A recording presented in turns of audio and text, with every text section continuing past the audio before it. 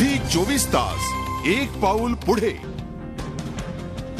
विंदू दारा सिंग याच्या चौकशीतून नवे खुलासे झालेत। यंदाच्या IPL मध्ये त्याला सट्टा लावण्यात आला होता। या सट्ट्यातून त्याला फायदा झाला होता। तब्बल 17 लाख रुपये त्याने कमावल्याचं धक्कादायक खुलासे समोर येतात। 2011च्या वर्ल्ड कप मध्ये देखील विंदूने सट्टा लावला होता। यंदाच्या IPL मध्ये विंदू दारा सिंगला तब्बल 17 लाखांचा फायदा झाल्याची माहिती मुंबई क्राईम ब्रांचने दिली आहे। त्याचप्रमाणे 2011च्या वर्ल्ड कप मध्ये विंदू दारा सिंगने संजय जयपूर, पवन जयपूर आणि ज्युपिटर तसेच रमेश व्यास या बुकिंगच्या मार्फत सट्टा लावल्याचं देखील मुंबई क्राईम ब्रांचने सांगितलं आहे। या वर्ल्ड कप मधून नेमका त्याला कितीचा फायदा झाला हे समोर आलं नसलं तरी बुकिंगच्या माध्यमातून विंदू आधीपासून सट्टा लावत होता हे अशा प्रकारे समोर येते। त्याच पद्धतीनं विंदूच्या चौकशीतून बॉलिवूडचं मोठं कनेक्शन या सगळ्या प्रकरणामध्ये असल्याचं दिसून येते। विंदूने दिलेल्या माहितीनुसार बॉलिवूडमधली काही मोठी नावं या प्रकरणात गोवली गेली आहेत अशी धक्कादायक माहिती कळते। यामध्ये एक सुपरस्टार तर एक नावाजलेला संगीतकार आणि इतर 2 जण असल्याचं समजतंय।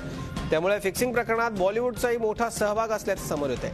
दरम्यान मुंबई पोलिसांनी विंदूच्या घरी छापा मारला आणि 2 मोबाईल तसंच एक लॅपटॉप त्यांनी जप्त केलाय।